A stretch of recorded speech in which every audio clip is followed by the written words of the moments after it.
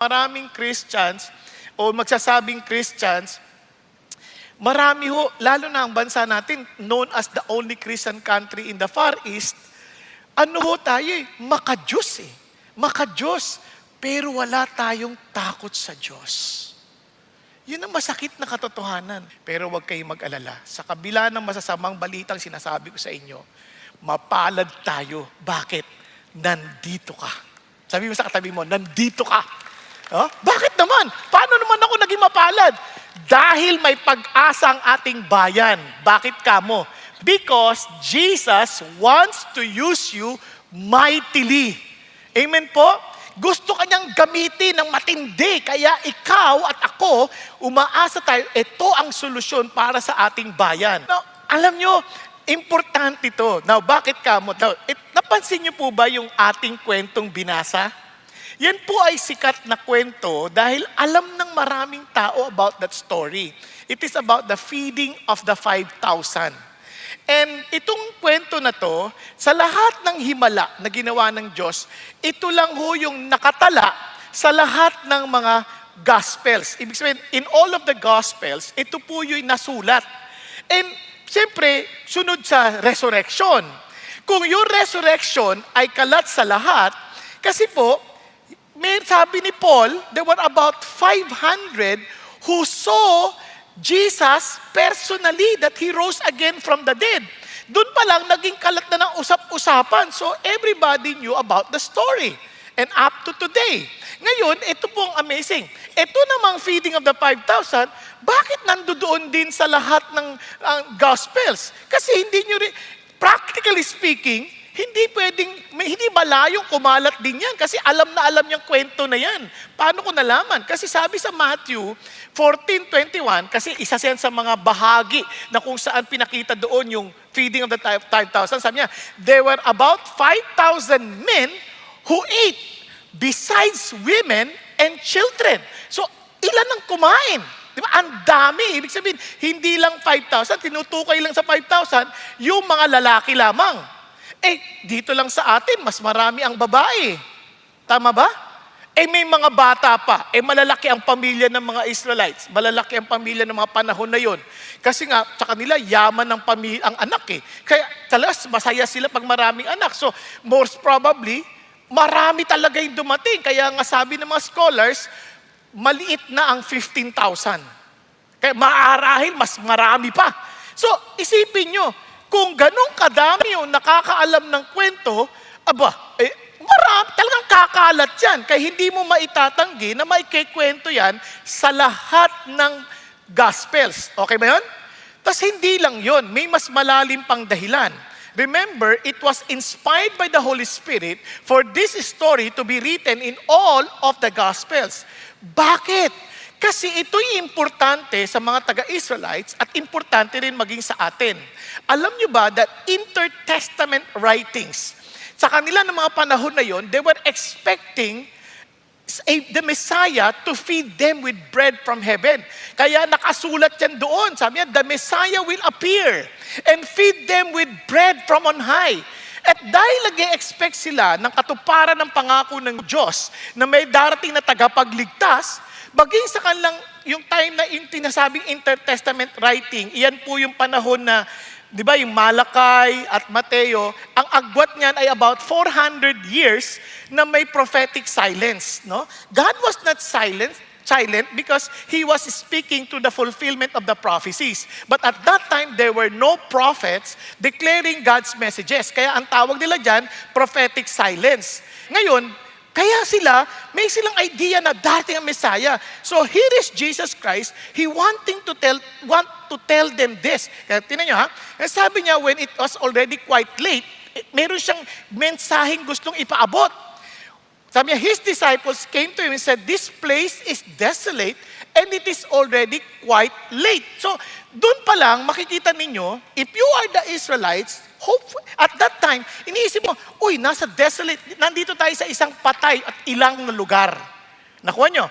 And in their history, at kung alam niyo yung Old Testament history, maintindihan niyo that the children of Israel went through the wilderness But the Lord fed them with manna. Naalala niyo yun? Okay ba tayo? Di ba? Pero, every time the Lord provides manna, hindi sila pwedeng kumuha ng marami. Konti-konti lang. Kumbaga, eksakto lang dapat. Pag sumobra, uuudin. Di ba? Unlike dito, sobrang dami. They can get as much as they want. Nabasa natin kanina, di ba? They can get as much as they want. Bakit? Kasi Jesus Christ is now telling them, dahil sa yung gagawin ng Messiah, I want you to experience yung talagang katotohanan ng Diyos.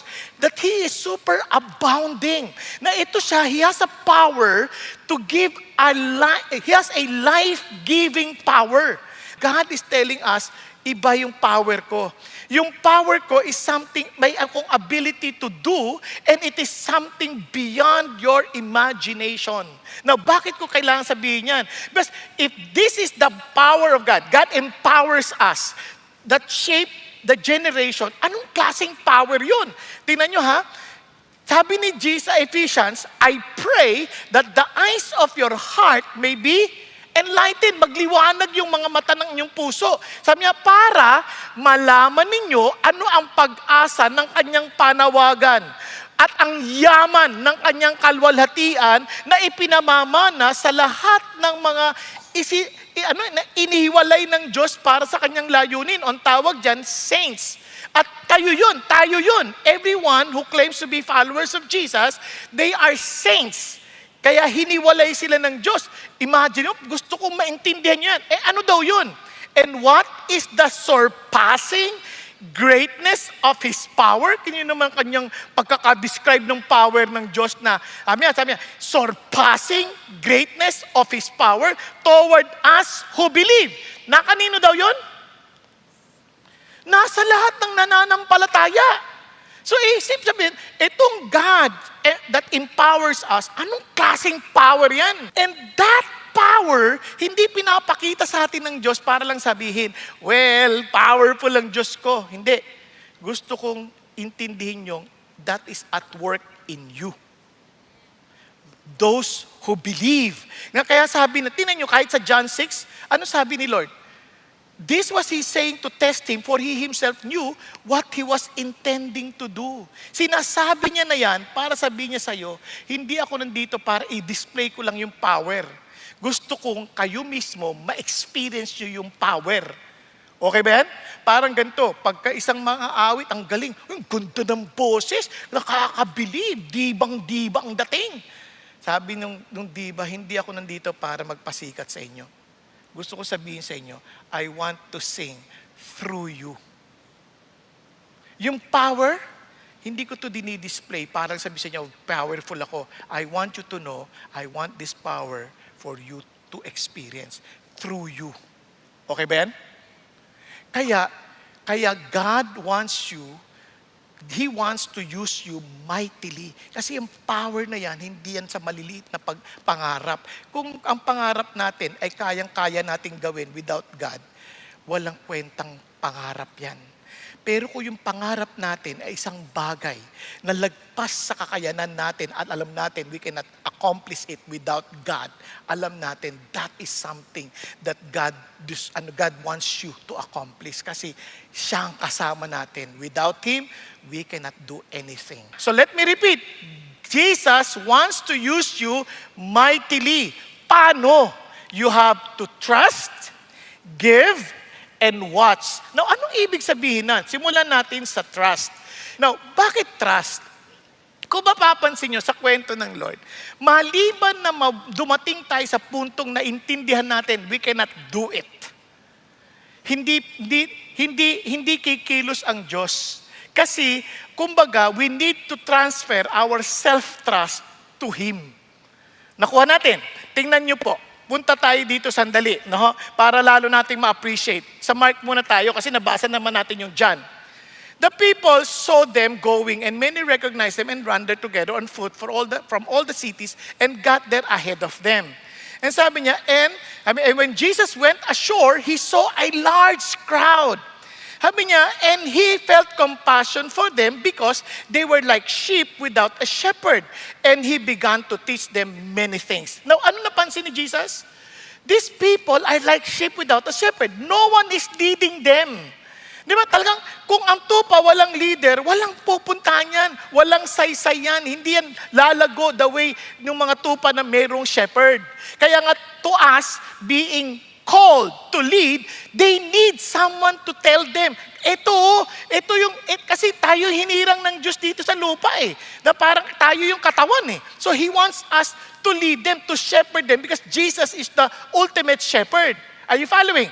Ngayon, ito po nangyari, tingnan nyo And when it was already quite late, the disciples came to Him and said, this place is desolate and it is already quite late. Sabi niya, and send them away so that they may go into the surrounding countryside, villages, and buy themselves something to eat. Ano napansin niyo? These people, kita na nila yung mga tao nasa desolate na lugar, late na. Ang gusto nila, practical na paraan. Pauwiin na yan. O kaya, pabilihin mo na sa ibang syudad yan. Huwag na natin yung problemahin. Kahit na ang kawawa yung mga tao doon, they were like sheep without a shepherd, okay lang, hayaan mo na sila. Huwag tayong makialam sa buhay nila. Minsan, kita na natin problema ng mga tao dito. Hayaan mo na yan. Huwag natin pakialaman yan. Marami rin tayong problema. Pero tingnan nyo si Jesus, ibang-iba. Ano sabi ni Jesus? But He answered them, you give them something to eat. Ano ba? Hindi kayo ganyan. Since you are my disciples, you're not supposed to just let these people go without even doing something for them. Sabi niya, give them something to eat. And they said to Him, shall we go and spend 200 denarii and on bread and give them something to eat? Aba, sumasagot-sagot pa. Di ba? Sabi niya, ano Lord? Magyagaso tayo ng 120,000 pesos para pakainin lang mga ito? Saan tayo kukuha niyan? Sabi niya, and He said to him, how many loaves do you have?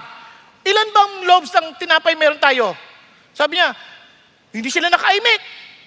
Wala dyan, pero iniisip ko lang. Sabi niya, go look! Sabi niya, tingnan ninyo, hanapin ninyo. Ang tasa ng boses si Jesus, go look! Exclamation point. And when they found out, they said, 5 and 2 fish. Tapos tingnan nyo naman, pati sa John, ganun din na sinabi ni Lord. Sinagot ulit na niya, sabi niya, ang sabi ni God, teka muna, sabi niya kay Philip mismo, sinabi niya, where are we to buy bread so that this may eat? Bakit si Philip? Kasi si Philip, taga doon, taga Bethsaida. Di ba nararapat lang? Tuloy tayo, sabi niya, teka, sabi niya, para makakain, sabi niya, saan tayo bibili? Ano kagad tinanong ni Jesus. But look at what Jesus was trying to say. He was saying to test him. For He Himself knew what He was intending to do. Anong heart ni Jesus? Teka. This is a moment to teach si Philip. Kasi alam nyo, walang pangyayari sa buhay na hindi alam ng Diyos. Tama? Ngayon, gusto niyang maintindihan natin, kanino ba talaga tayo nagtitiwala? Kung naniniwala kang Diyos ay mapagmahal, walang bagay na nangyayari na ikasisira natin dahil mahal niya tayo. Tama ba? Tama ba? Okay. So, bakit ka nag-aalala? Ngayon, itong si Philip, ang isip niya, teka, saan kami kukuha ng tinapay? Kasi hindi niya kilala talaga si Jesus. Tingnan niyo lang, nakalimutan niya na ba yung mga himalang ginawa ni Jesus in the past? Na mismo siya naka-witness? Nakalimutan niya na ba na dito lang sa pangyayaring ito, nung maaga-aga ng kaunti, pinagaling ni Lord ang mga may sakit? He healed their sick? Remember? Ano yun? Nakalimutan mo na ba that your God is able to do beyond what you can think or what you ask or think or even imagine? Have you forgotten? Parang walang naaalala tong si Philip. Philip is a very reflection of most followers of Jesus and even with the disciples na kasama niya. Kaya siya ang tinanong kasi siya yung medyo maboka Now, tinan niyo, makikita niyo kung bakit. Tinan niyo sa John 14, lumipas na yung mga panahon na malapit na mamatay si Jesus sa cross. Ano sabi niya? Philip said to him, Lord, show us the Father and it is enough for us. Jesus said to him, have I been so long with you? And yet, you have not come to know me, Philip? Sabi niya, he who has seen me has seen the Father. How can you say, show us the Father? Alam niyo, minsan, kaya hindi tayo nagtitiwala sa Diyos, hindi talaga natin pinapansin yung mga ginagawa niya sa atin Di ba marami sa atin, paano? Lord, pingin trabaho. Binigyan kang trabaho. Nagpasalamat ka sa Lord. Nung natanggal ka sa trabaho, tanggal ako sa trabaho, paano ng buhay namin? Paano ng mga anak namin? Sino nang ibigay sa iyo ng trabaho in the first place? Nakuha po? Ang dali nating makalimot. Pag may problema na, ang dali nating makalimot. Parang, ano nang gagawin? Kasi hindi natin naiisip, sino ba talaga si Jesus sa atin? Sabi niya, ang tagal na nating magkasama, hindi mo pa talaga ako kilala. Tapos ito pang dinugtong ni Jesus, amazing. Sabi niya, truly, truly I say to you, he who believes in me, the works that I do, he will do also.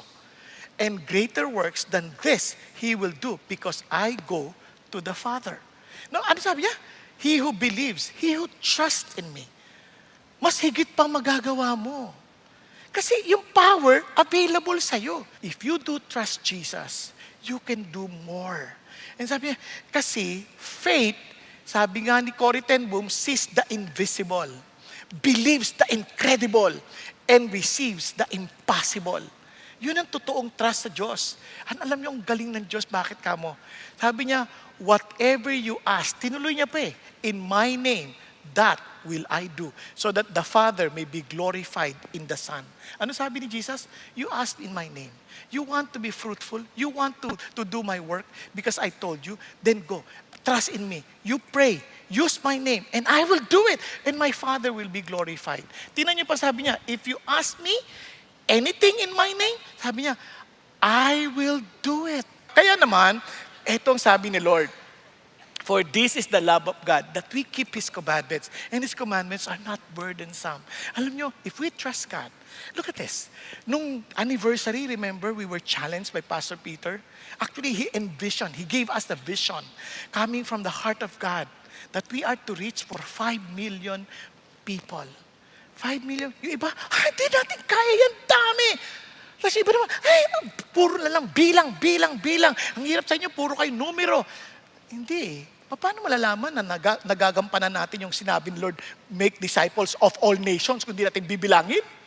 Diba? Kung alam na natin kung anong nasakop na natin. Kasi susunod tayo sa gusto ng Diyos, tama ba? Now, anong sasabihin? Kukunti lang tayo. Now, listen to this. Ang liit ng 5 million.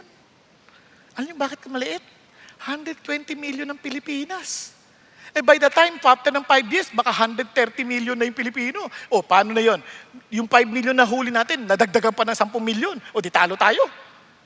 And we expect that there would be a change in this country. Hindi mangyayari yun. Kaya nga, we need to trust God that He will provide everything we need to reach out the whole nation. Amen? Kailangan, Lord, hindi ko to kaya, pero kaya mo. Kaya hindi naman sinabi ni Lord, ikaw lang gagawa mag-isa eh. Sa'yo lang isa, dalawa, tatlo. Pero gawin mo kung ano pinagagawa. Just trust the Lord. Naintindihan po? Dahil walang imposible sa Diyos. Kaya ano sabi ng Lord? It is not burdensome. But do you really love God? Do you really have that love of God that you care for these people, that you will do everything possible by the grace of God to reach out to them? Kaya nga, Jesus wants to use you mightily. Hindi mo lang alam kung gaano kalawak ang gustong abutin ng Diyos para sa'yo at kasama ka. Amen? Kaya you have to trust, now you have to give. Ano yung give? Balik tayo sa kwento. Sabi niya, one of his disciples, Andrew, Simon Peter's brothers, said to him. For some reason, binanggit din ni John si Andrew, Simon Peter's brother. Siguro si Andrew kasi talagang mapalayaya. Siya po yung nagpakilala kay Peter, kay Jesus. No? Siya po yun. Ngayon, kasi di ba naalala niyo, sabi niya, go, look. Sabi niya, maghanap kayo. Kasi wala silang tinapay, wala silang isda eh. Sabi niya, humanap kayo. Siguro si Peter, si Andrew, mga disciples, tatanong, meron ba kayong may dala dyan? Meron ba may dala dyan? May dala dyan? Wala, except for a kid. Kaya sabi niya gano'n, tinan niyo, there is a lad here who has 5 barley loaves and 2 fish. But what are this for so many people?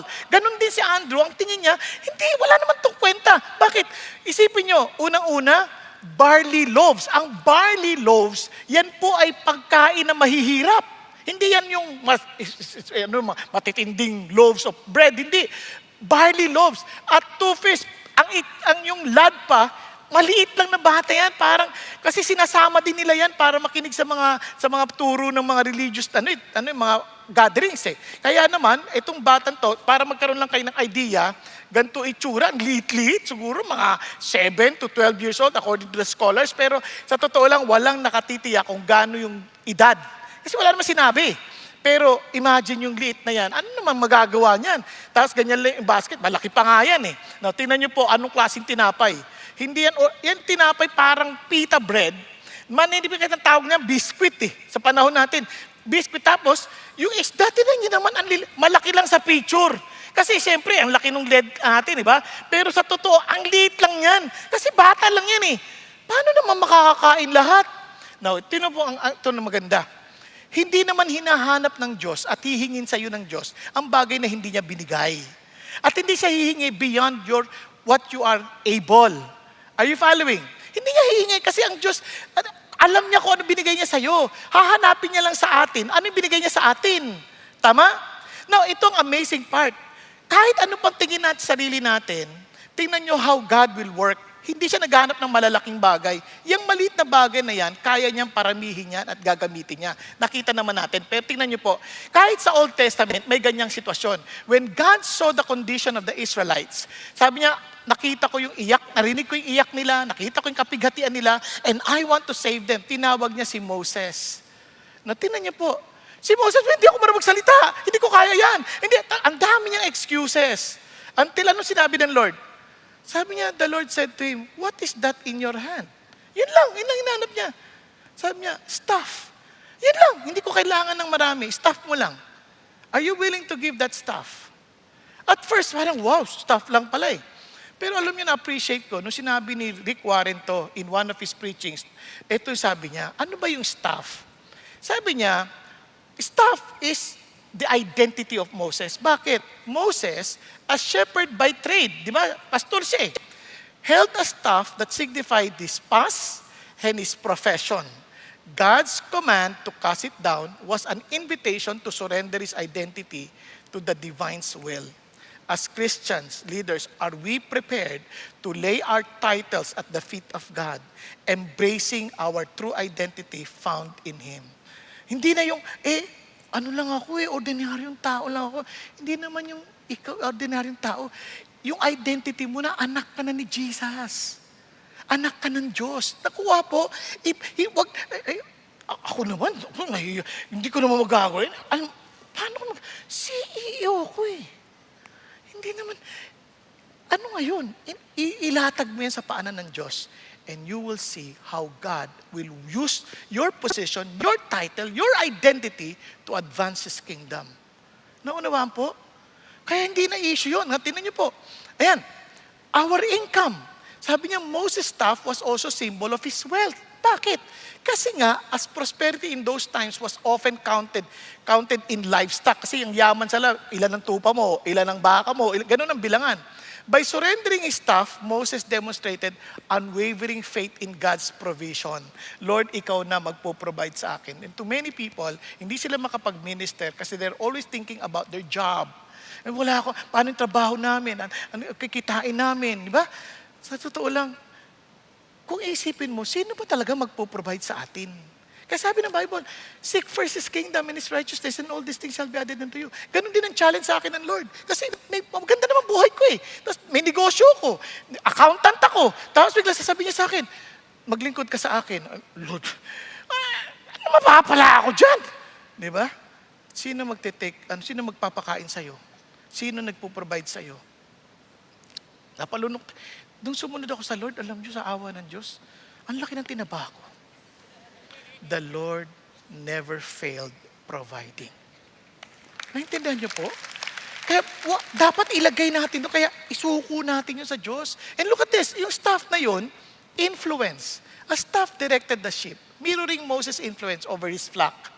Upon relinquishing his staff, Moses surrendered his control, allowing God to steer his path. Lord, kayo na po, mag-direct ng buhay ko. Kung saan niyo ko dadalhin, kung saan niyo ko gagamitin, kayo hong bahala sa akin. Kaya gusto ko yung mga kwento ng mga bata that they surrendered their lives to Jesus and God directed their path. Kaya napaka-importante nun. ito bang buhay na to? Kanino ba talaga to? And look at this. And sabi natin, hindi ako marunong, hindi ako qualified. No. Ganda na sinabi ni Warren. Sabi niya, God doesn't call the qualified. He qualifies the called. Amen po? You may think that wala akong bahagi diyan. Mahina ako. Hindi. God Himself will qualify you. And finally, we are to watch. What to watch? Ano pinapapanood sa atin ni Lord? Tingnan ninyo ang nangganap. Jesus said, "Have the people sit down." Now there was much grass in the place, so the men sat down in numbers about 5,000.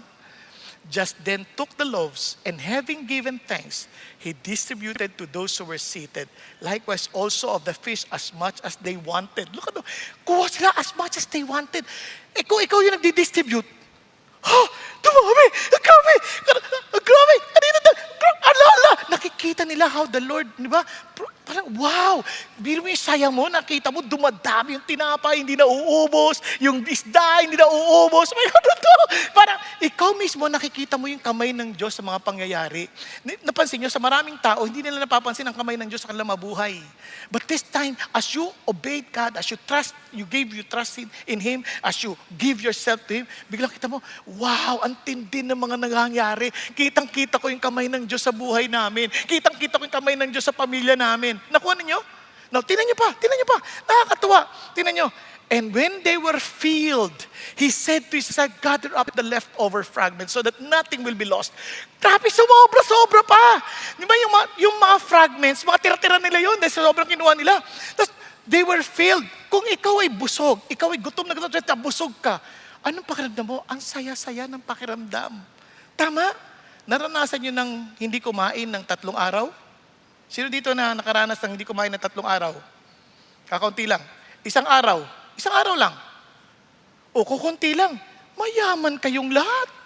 Kasi hindi nyo naranasang hindi kumain at least ng isang araw. Kasi sa totoo ako pumapasok, 3 araw, hindi ako makain. Dahil wala kami makain. Naranasan ko 2 linggo, walang kainan. Kaya ngayon, kain ako ng kain. Now, what I'm trying to say is this.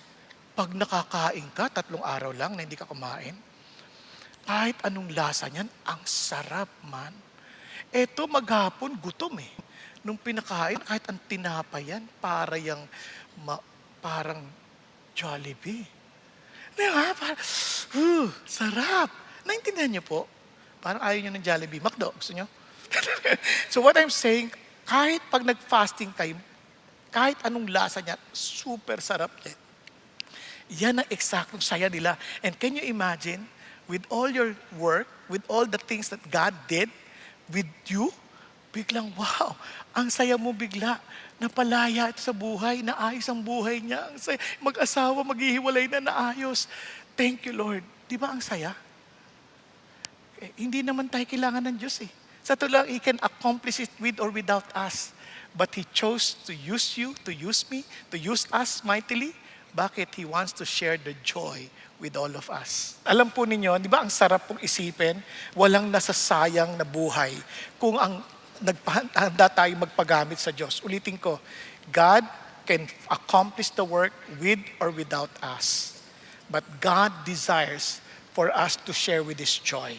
Kaya hindi niya tayo pipilitin, kundi tayo po ang handang dapat tumugon sa kanyang pangailangan. And look at what happened. After eating, look at what happened to the people. And when the people saw the sign which He had performed, they said, this is truly the prophet who is to come into the world. Kasi the Deuteronomy 18 pa lang, Moses was telling them that the prophet is coming. And you have to wait for him. And this time they saw with their eyes the prophet that was promised in the Old Testament. Alam niyo, marahaba yung kwento, but Jesus was saying and introduced Himself to be the bread of life that came from heaven to feed them, to give them life. Amen? Now, let me just end with this story. Kung kilala niyo po, mayroon pong isang 2 lalaki. They attended a tent revival during that time sa Amerika. At ang speaker ay si Mordecai Ham. Siya po isang kilalang evangelist sa mga tolda. At nung pumunta ho sila, itong dalawang medyo bubugoy-bugoy na bata, nandun sila mga teenager, talagang gusto, makikiosisyo, ang tawag dito mga osisyoso, mga ganun. Gusto lang makiosisyoso, parang ganyan. Tapos, nung papasok sila, walang maupuan. Pero ang nakakatawa, meron pong usher na nakapansin sa kanila. Ang ginawa niya, kinuha niya. Sabi niya, huwag kayong umalis. Nagpakilala siya, tapos hinatid siya. Sabi niya, dito kayo. Hinapan sila ng upuan. Talaga siya nagtyaga, nagana, at hinatid sila doon. At nung nakikinig na sila, yung dalawang batang yon tumanggap kay Jesus Christ nung gabing yon. At alam niyo po kung sino sila?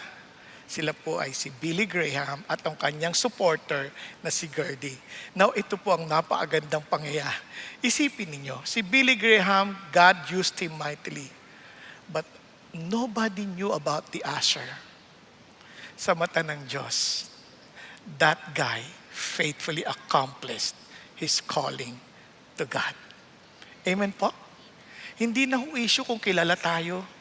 Hindi na issue yung malaman sino sila. Ang mahalaga, God wants to use you mightily. At yung sukat ng mighty na yun, hindi mo malalaman kasi si God lang nakakaalam. But in heaven, you will see and everybody will say, wow! Yun pala ginawa mo. Kung babalikan natin po yung ating pong mga nakaraang mga messages, kung maalala nyo, if God is our Father, He revealed Himself as our Father, then live as God's child. Now, hindi lang yon. God is our Savior. He is a saving God. Kaya Jesus in every home, making sure that every part of every member of the family belongs to Jesus. At God is faithful, kaya naman, let's make sure that the faith we receive should be the same faith to be passed on. Kasi, ang nakakalungkot, baka iba yung naipasa natin sa natanggap natin. O kaya, mali yung natanggap natin, mali rin yung ipapasa natin. Kaya, make sure that the saving faith that we receive is the true faith and it is the faith that is passed on. Are you following? God is forgiving. Choose forgiveness. O, di ba? So, tandaan nyo ha, God is forgiving. Choose forgiveness. Akala ko kukunin niya yung regalo eh. Balik tayo dito. So ano po bang ibig sabihin yan? Na para po lalo natin ma-appreciate, alam niyo kung bakit importante po yung idea ng forgiveness at mamaya maintindihan niyo kung bakit importante ito sa lahat sa atin. Sabi mo ni John MacArthur, not only is forgiveness the path to joy and satisfaction and fulfillment in the family, but the inability to forgive not only destroys relationships, it destroys the people who don't forgive. It is not only destructive of relationship, it is self-destructive. Kaya ito po ang tatlong bagay na wag nating kakaligtaan. These are principles, hindi sila kumpleto, pero ito yung pinaka-basic para mapili nating magpatawad. Okay? Our eternal identity, everyday practice, and excellent model.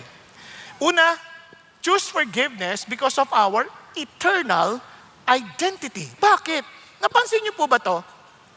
Naranasan niyo na po ba yung parang may isang tao, sasabihin niyo, alam mo, ang sungit niyan. Kasi tatawagin na, halimbawa, tatawagin ng taray. Tatawagin ng taray. Kasi tatawagin na siyang taray. Mapapansin niyo, parang in-identify niya na sarili niyang taray. Ngayon, kahit walang dapat ipagtaray, magtataray. Kasi isip niya, hindi taray ako eh. Nakuha niyo ba yun? Kahit na wala namang kahit dahilan, magtataray. Yung iba naman, tatawagin mo, tawa. Ayan, palangiti yan. Parang na-identify na siya bilang palangiti. Kahit na hirap na. Pagod na ako. Ay, palangiti yan. Parang itatry niya yung best niya na ngumiti. Kasi yung identity, it affects the way we behave. Kaya importante po na maintindihan natin, ano ba yung identity natin? No, pag tinawag akong Christian, what does it mean? Di ba? Kasi sabi sa binasa natin kanina, so as those who have been chosen of God, holy and beloved. Pansin niyo, may tatlong salita kagad. You are chosen, you are holy, and you are beloved. Pag sinabi mong chosen, kasi importante ito, pag sinabi mong chosen, you are chosen by God Himself. Hindi ikaw ang namili, sarili mo. It was the Lord who chose you. At itong sabi niya, and you were picked up among so many people, out of billions of people out there, God chose you. And nung tinili ka ng Diyos, itong amazing part, He chose you for a specific purpose. Hindi ka pinili for the sake of being, parang pinili ka lang. No, you have a purpose to fulfill. At hindi lang yon, lalo na ang picture dito is more than that. It is a choice of being part of His family. Kasi hindi lahat ng nasa orphans, ina-adapt. Pinipili lang nila yung feel nilang dapat nilang i-adapt. Are you following? Kaya tayo naman, we're so blessed. Bakit? Kasi sabi ng Lord, blessed be the God and Father of our Lord Jesus Christ, who has blessed us with every spiritual blessings in the heavenly places, in Christ, just as He chose us in Him before the foundations of the world, that we would be holy and blameless before Him, in love. Sabi niya, He predestined us to adoptions of as sons through Jesus Christ to Himself according to the kind intention of His will. Sabi niya, those who come to Jesus, they are the ones whom I have chosen to be part of my family. Kaya parang ito, yun na, predestined na yan. The moment you chose Jesus, you're part of the family. Yan, kumbaga, wala kang pwedeng baguhin dyan. That is exactly the point. Parang pag pinili mo si Jesus, you're part of my family. Kaya he who received Him, they gave them the right to become children of God. So nagsaset siya ng identity. Are you following? Nagkakaintindihan? Ganon din kay God. Sabi niya, we are adopted sons. So ano ini-expect niya sa atin? Tingnan niyo, when we were created, binalik niya tayo to our original design. First, when we were saved, sabi niya, we are saved by grace, not because of our works. Sabi niya, it is a gift, not as a result of works, so that no one may boast. It is a gift of God. Regalo yun ng Diyos. Ngayon that you are saved, meaning, kinuha ka na. Niligtas ka na sa dati mong pinanggalingan na talagang you are enslaved by Satan. Daw, ano sabi niya? Ikaw ngayon ay binalik niya sa original mo. You are God's masterpiece. You are God's workmanship. Created in Christ Jesus for good works, which God prepared beforehand so that we would walk in them. Ano yun? Ito yung gawain ng pamilya ng Diyos. How would I know? Basahin niyo yung continuation. Tapos pupunta tayo sa verse 18 and 19, tatalunin na natin, through Him, we both have our access in one spirit to the Father. So then, you are no longer strangers and aliens, but you are fellow citizens with the saints. Can you imagine the word? Saints. Hindi mga patayan, buhayan. Sinusulatan niya mga Ephesians. Saint. So kung imagine, lahat ng Christian na tinawag niya, saint yan. Kaya nga yung sasabi ng Lord, tingnan niyo and are of God's household. Bahagi ka na ng pamilya. So meaning, whatever you do outside, your family is affected. The whole name of your family is affected. Kaya yung Christians, pansin nyo, pag sinabi nyo, ako Christian ako, tapos ito ginawa niya, nadadamay lahat. Pero anong tugon natin? Hindi natin kukondinahin. Tutulungan nating makabangon at madala hanggang sa dulo. Okay? Nagkakaintindihan. We're family. Now look at this. Tingnan nyo. Even Paul, inulit niya sa Galatians yan. For then, while we have opportunity, let us good to all people, especially to those who are of the household of the faith. Alam nyo, narinig nyo laging blood is thicker than water. Yung ating relationship as Christians is thicker than water. Bakit? Because the very blood that makes us one family is the blood of Jesus that was shed on Calvary. Nagkakaintindihan? Kaya we are to protect whatever we do. Mahal mo yung kapatid mo, Lord, I will not allow your name to be tainted at masira yung kapatid ko because of me. Kaya yun din ang prayer ko sa aking sarili, Lord, tulungan niyo, huwag akong gagawa ng anumang bagay na ikahihiya ng pangalan mo. Kasi marami na ako nagawa in the past na nakakahiya. Pero ngayon, Lord, you have given me another chance. Please, wag mo na akong pahintulutan gumawa ng anumang bagay na ikahihiya ninyo at ikakahiya ng pangalan nyo at the same time ng mga kapatid ko sa buhay. Nagkakaintindihan? But just in case, let's still work together and finish the race together. Balik tayo sa Colossians. Put on love, which is the perfect bond of unity. So ano pang ginawa niya? Sabi niya, hindi ka lang basta chosen, you are holy. Amazing, holy. Well, ano ibig sabihin ng holy? Alam niyo, yung holy means you are set apart. You are set apart for Him, for His purpose. Parang dedicated. Kaya pag dinedicate mo na yung buhay mo, anything that's not for God, hindi ka dyan. Kaya yung sinabi mong para kay God ka, para kay God ka. Yun yung ibig sabihin ng holy. Now, ito pang amazing part dyan. Kung siya yung tatay natin, yung holy, it also connotes perfection. So ano ibig sabihin? You have heard that it was said, you shall love your neighbor and hate your enemy. But I say to your enemies and pray for those who persecute you. Sabi niya, I say, love your enemies and pray for those who persecute you, so that you may be sons of your Father who is in heaven. For He causes His sun to rise on the evil and the good and sends rain on the righteous and the unrighteous. Grabe, di ba? Sabi niya, tapos ito pang dinugtong niya. For if you love those who love you, what reward do you have? Do not even the tax collectors do the same? Di ba yung mga makasalanan, ganun naman ang ginagawa nila. Kahit sinong ordinaryong tao, yung bumabati sa kanila, babatiin lang din nila. Tama? And sabi niya, if you greet only your brothers, what more are you doing than others? Do not even the Gentiles do the same? Kaya sabi ng Bible, bakit natin gagawin yun? Therefore, you are to be perfect as your heavenly Father is perfect. At lalo na secured tayo because we are not only holy, we are beloved. We are so loved. Kasi sabi ng Panginoon, how great a love a Father has bestowed on us that we would be called children of God. So anong identity natin? We are children of God. At kung children of God, we are chosen, we are holy, and we are beloved.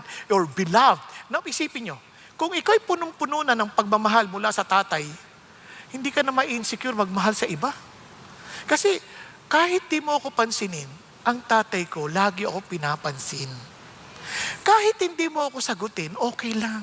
Ang tatay ko, lagi ako sinasagot. Yun ang idea ng Diyos. Now, look at this. So ngayon, anong gagawin natin?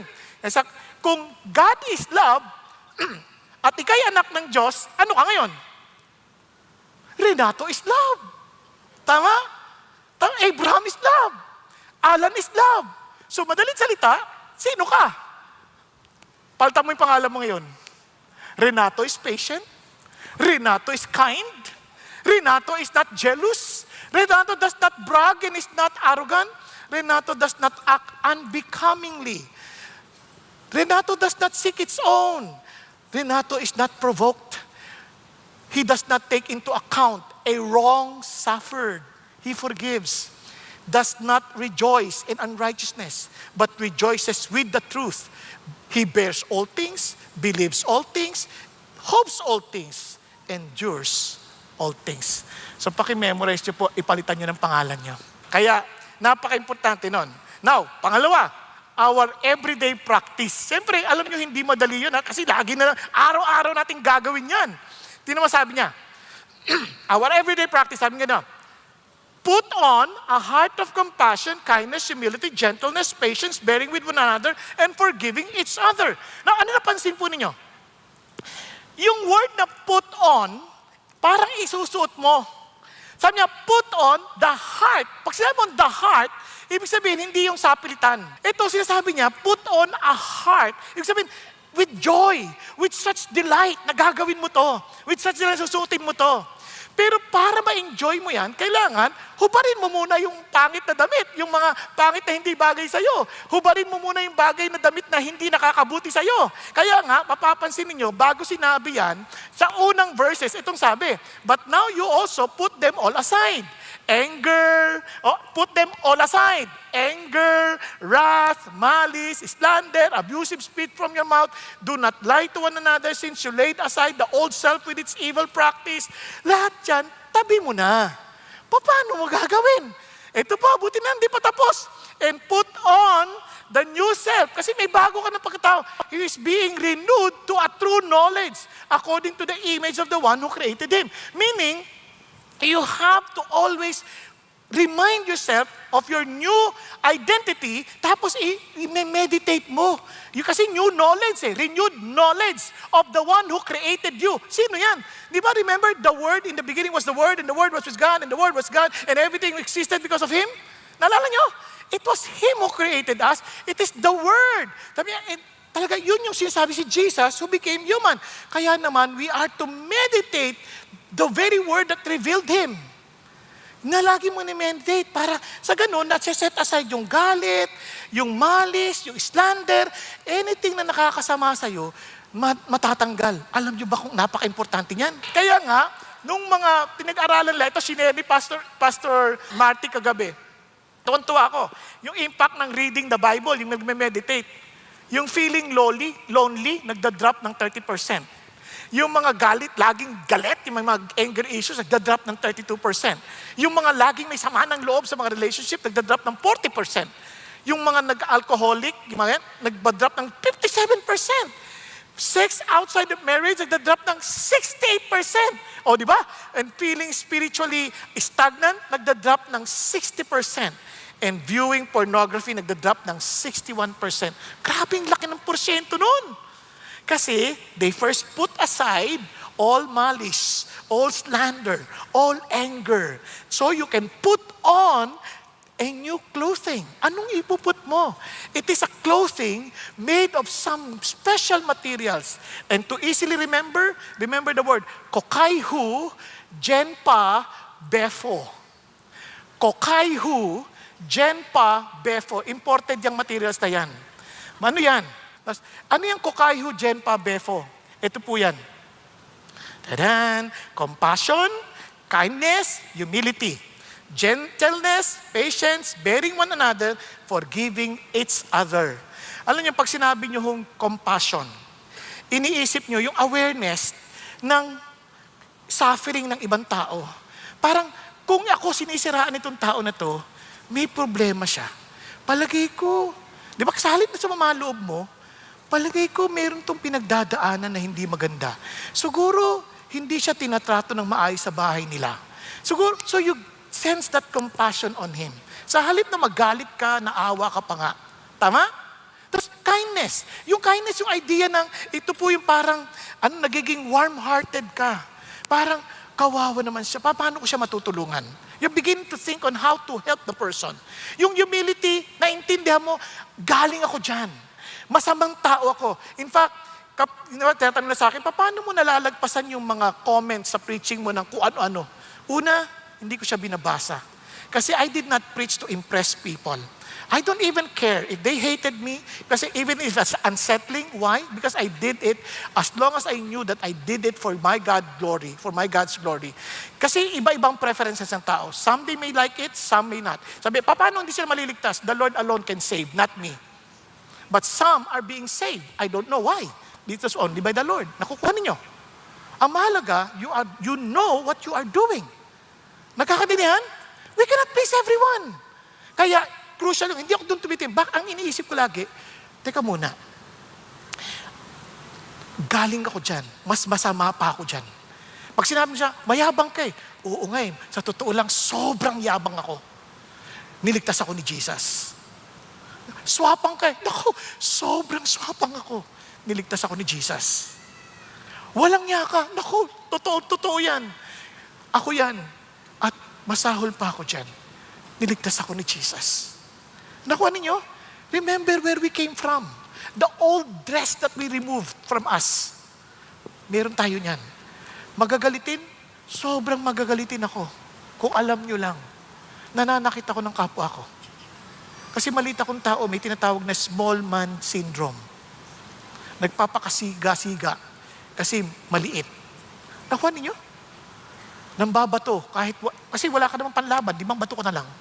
Sabay takbo. Bakit? Masamang tao. Pero praise God, niligtas ako ng Diyos. Kaya pagpasok ng gentleness, it is a mild manner. Kasi sabi nga ng Bible sa Philippians, kung naalala niyo, let your gentleness be made known to all men. The Lord is near. Naalala niyo, Philippians 4:5? Bakit yun? Kasi lagi mo naisip, I need not to be rude on this person. Bakit? Kasama ko si Lord. Kasama ko si Lord. Kaya sabi ng Panginoon, di lang yun. Be patient. Ano yung patient? Long suffering. Parang tinitiis mo yun kasi alam ko magbabago to. Alam ko magbabago to by the grace of God. And bearing one another. Willingness to carry the burden with them. And finally, forgiving each other, being gracious towards these people as God is gracious to us. Kaya ho, mas madali nyo maaalala, compassion, kindness, humility, gentleness, patience, di ba? Befo, bearing one another, forgive each other. Okay po? Kokaihu, genpa, befo. Nagkakaintindihan? Now, let's continue. Anong sinabi pa ng Diyos? Look at this. Alam nyo, pag tayo po ay bilang Christians, we are really inviting persecutions, whether we like it or not. Kaya, iinsultuhin tayo, sasaktan tayo, marami tayong ma-experience kung ano-ano. Kaya sabi niya, indeed, all who desire to live godly in Christ Jesus will be persecuted. And it's expected. Hindi lang yun. Blessed are those who have been persecuted for the sake of righteousness, for theirs is the kingdom. Kaya pag mayroong nanginsulto sa'yo, may umatake sa'yo, sa halip na magalit ka, choose forgiveness. Bakit? My reward is great in heaven. As long as you're not doing it para lang mang-asar. Hindi, you're doing it because you're driving a point. Nakuha? And you're doing it for the name of Jesus. Kaya sabi ng Panginoon Diyos, wow, Lord, I will rejoice. Kaya kahit anong gawin nila, because you knew. Kaya naman, madali ka magpatawad. Yung iba naman, anong ibig sabihin magpatawad? Sobrang sukdulan na sama ng ginawa niya. Now, remember this. Forgiveness is not ignoring or excusing the behavior. Forgiveness is not condoning the action. Hindi mo pinababayaan mo yung action. Hindi ganon. It is not eliminating the consequences. Talagang may consequence. Ano magagawa mo? Whatever they sow, they will also reap. The same thing with us. Di ba? Immediate process. Minsan sasabihin mo, Lord, nahirapan ako eh. Normal lang. Minsan pinoprocess mo ng matagal. Minsan it takes a lot of prayers para lang matulungan ka ng Diyos. Kasi hindi automatic. Nagkakatiyan. Kaya huwag ka ma-discourage sa parang hindi agad na biglang nawala. But you have to make a decision eventually. Then, and about the offender. Kasi pakiramdam ko, kasi hindi naman siya nagre-repent eh. It's not about him. It's about you. Ikaw magpapatawad. Hindi naman siya eh. You cannot control him, but you can control yourself. Tama ba? Andiyan pa kayo? Kaya naman, ano yung forgiveness? It's a choice. You have to make a choice to forgive. You have to recognize wrongdoings. Na mali yun, kaya I choose to forgive. Letting go of revenge. Kumbaga, hindi ka gagawa ng anong bagay para maghiganti o para maging vindictive.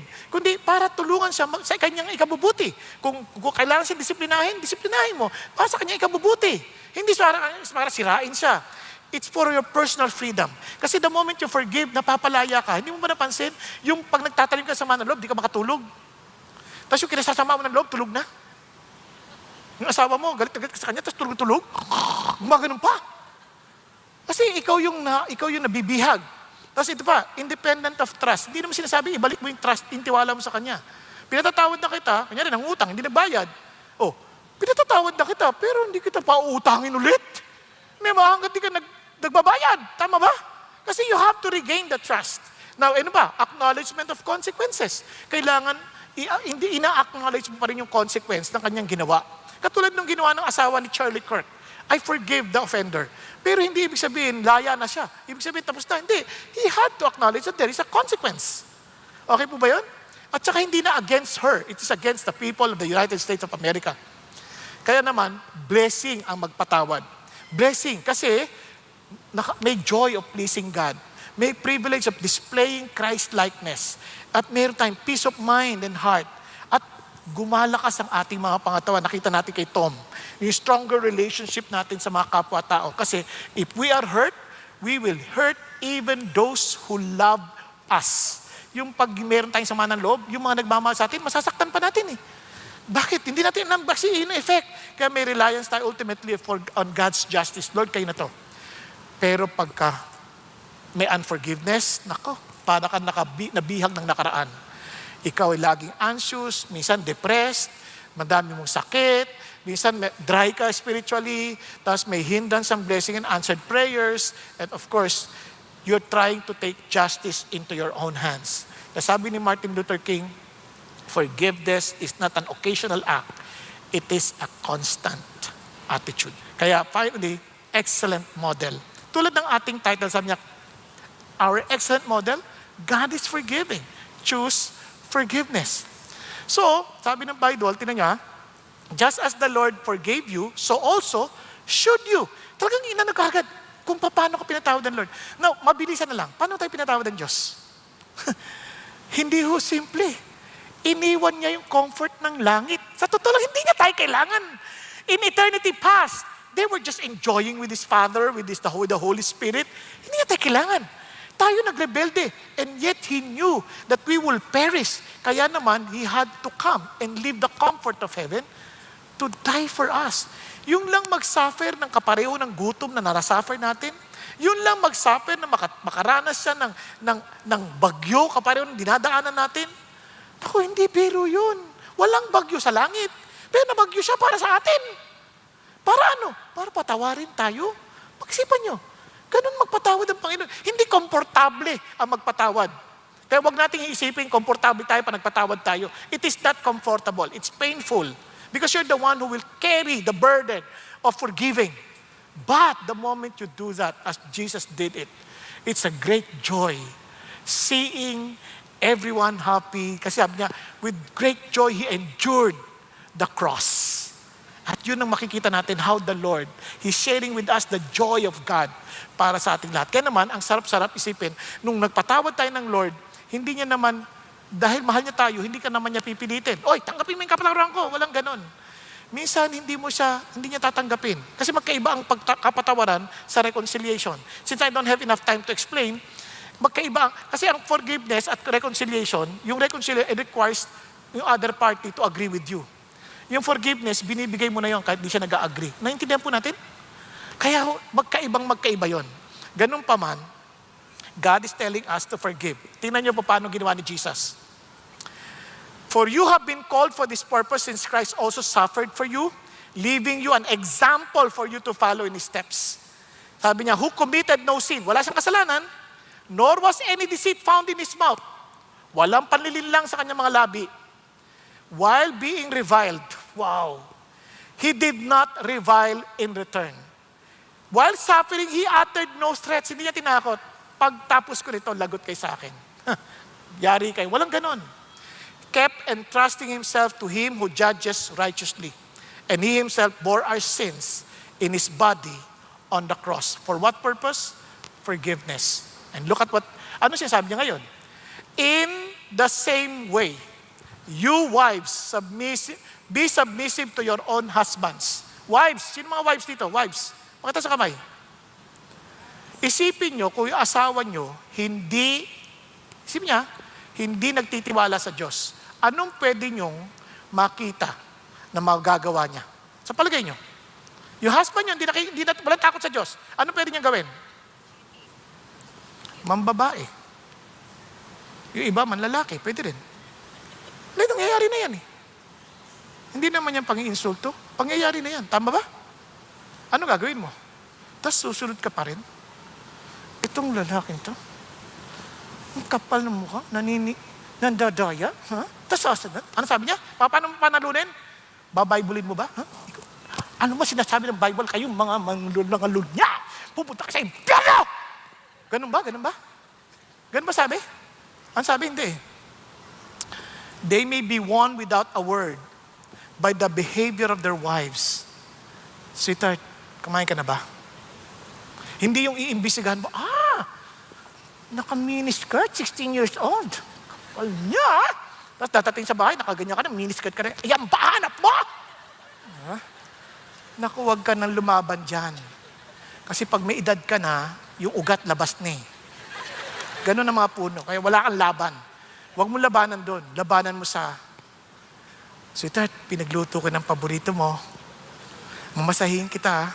Kung ito'y naglolo ko, anong ginawa ng asawa ko? Ba nalalasunin yata ako? Naka niya? Then they will be won by their behavior. Tingnan niyo, sa verse 7, in the same way, sabi ng Panginoon Diyos, in the same way, ayan na, you husbands, in the same way, similar to what Jesus did, live with your wives in an understanding way, as with someone weaker. Kasi ang idea dito, hindi Christian yung babae. Kung hindi Christian yung babae, isipin nyo anong pwede niya rin gawin. Same thing. But you have to understand that they're just weaker in terms of yung kanilang pong well, perhaps ka lang physical strength. Kaya wag mo sapakin, wag mong gulpin. Kasi may mga ganun, di ba? And sabi niya, since she is a woman, and show her honor as the fellow heir of the grace of life, so that your prayers will not be hindered. Isipin niyo yung mga panalangin natin, sinasagot ng Diyos. At ito, dito pinakita naman, naging Christian yung babae. Pero isipin niyo, minsan kahit Christian na, minsan, syempre, tao pa din yan eh. Hindi pa rin yan, hindi pa rin perfect. But we need to be understanding towards them. Now, and finally, sabi nga nun, to sum up, all of you, be harmonious, sympathetic, brotherly, kind-hearted, and humble in spirit, not returning evil for evil, insult for insult, but giving a blessing instead, for you were called for the very purpose that you might inherit a blessing. The heart of God is to bless us. At anong sikreto? Learn to forgive. Kasi kung hindi ka magpapatawad, makikipaggantihan ka ng insulto. Makikipagsuklian ka ng masasama. Tama ba? But sabi ng Lord, just understand our model, si Jesus. So in the same way, forgive. In the same way, forgive. So ang idea nito ganito. Alam mong pinatawad ka? Nakakapagpatawad ka ba the way Jesus forgave you? Pag-isipan ninyo. And let me end. Dito ako talaga tuwan-tuwa sa Panginoon Diyos. Naalala niyo po, minsan, paghingi tayong tawad, Lord, pangako ko, gagawin ko to. Hindi naman ganun si Lord magpatawad eh. Si Lord nagpatawad dahil binayaran niya na sa krus. Hindi dahil sa mga pangako natin, kundi ginawa na ni Jesus. Naalala niyo yung thief on the cross? Wala naman na siyang pagkakataon para magbago eh. Ang sabi niya, Lord, alalahanin niyo lang po ako. Hindi niya sinabi, ligtas mo ako. Sama mo ako sa langit. Sabi niya, alalahanin niyo na lang po ako, Panginoon. Wala na siya sinabi, alalahanin niyo lang po ako. Kumbaga, kasalanan ko naman talaga lahat eh. Alalahanin niyo na lang po ako. Ano sabi ni Lord? Hindi lang kita alalahanin. Ngayon, makakasama kita sa paraiso. Grabe, no? No, tingnan niyo po ang biyaya ng Diyos. Kaya huwag ka patawarin mo na rin ang sarili mo dahil pinatawad ka na ni Jesus. At tingnan sabi ng Lord, si Abraham, nagsinungaling, pinatawad ni Lord. Si David, nang babae na, nakapatay pa, pinatawad ni Lord. So humingi ng totoo ng tawad sa Panginoon, nagpatawad eh.